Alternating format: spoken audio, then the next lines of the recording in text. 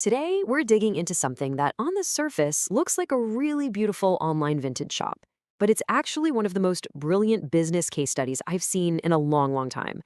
It's called the Mint List, and its whole model is just a masterclass in strategic synergy. So here's our game plan. We're going to start with its dual identity, how it's both a shop and a design studio. Then we'll look at the founder's really unique vision. After that, we'll see how the retail side works as this incredible marketing engine. We'll define their signature quirky mix style, see it come to life in a real project, and then finally, we'll tie it all together and map out the complete strategic model. All right, let's jump right in. At first glance, the Mint List seems pretty straightforward, But there are two very distinct sides to this company, and that's where the real magic happens. So on the surface, this is what you see. It's this gorgeous, expertly curated online shop. It's the kind of place you go to find those one-of-a-kind, hand-picked items that just have so much character and history. It really looks and feels like a super high-end vintage retailer. And here it is. This is the big question that unlocks the entire strategy. Because the retail side, as awesome as it is really only half the story. The true genius is what's going on behind the scenes. So here's the crucial point. The Mint List is a dual business. It's an online shop, for sure, but it's also a full-service, high-end interior design studio. And these aren't two separate things. They're two parts of one single integrated machine. Each part is specifically designed to feed the other. Okay, so how did this all come about? Well, to really get this model, you have to understand the founder, Camilla Kelly, because her unique background was the absolute perfect foundation for building this kind of company. What's so fascinating here is how perfectly her experience fits together. I mean, you've got a decade in TV advertising and marketing, which gave her this razor-sharp commercial strategy. Then she literally grew up in the business. Her parents had an antique shop, which gave her this deep, almost innate curatorial skill, a real eye for style. And then she channeled all of that into her own interior design work. These three pillars, they're the absolute bedrock of the Mint List. That marketing background was so key. It let her spot a very specific gap in the market.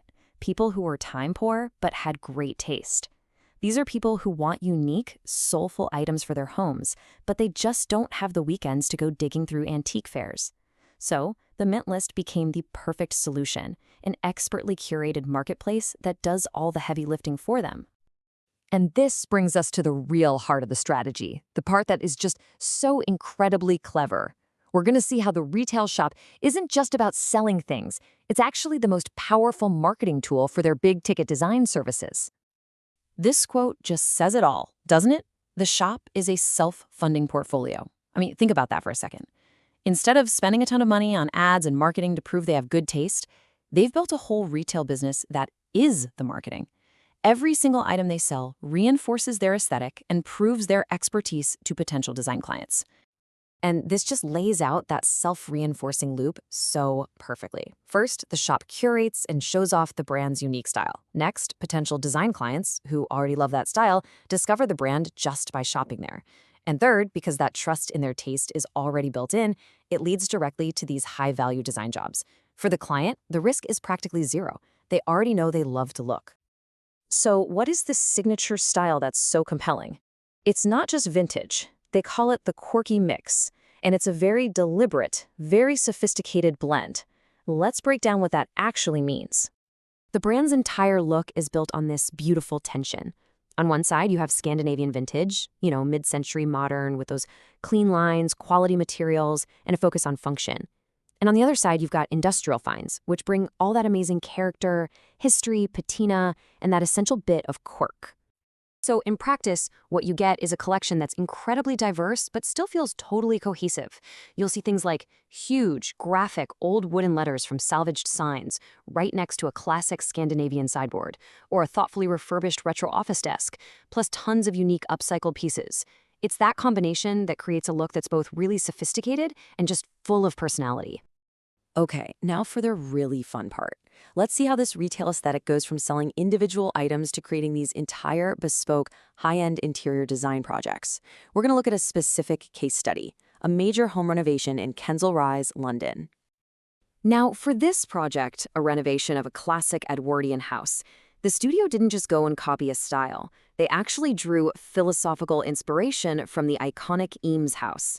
So what that means is their focus was on the core principles, using warm, repurposed textures, having a masterful sense of scale, and just flooding the place with natural light.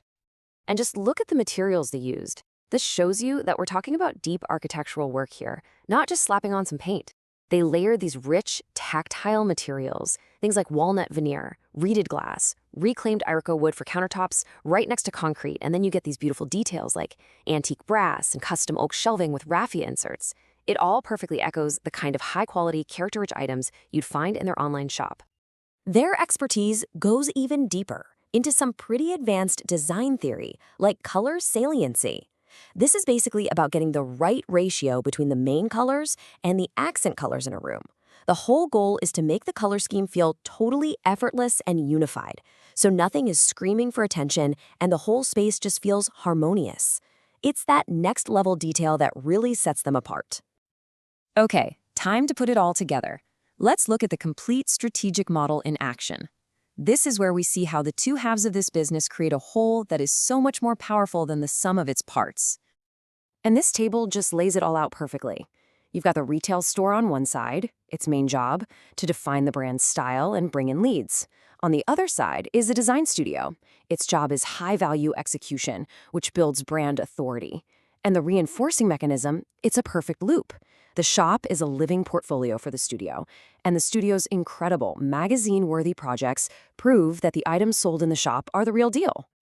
It really is that simple and that powerful.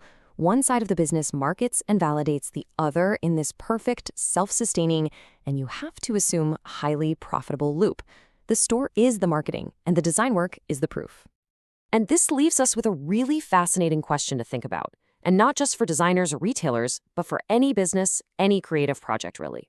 How can you strategically build one part of what you do so that it becomes the living, breathing marketing engine for another?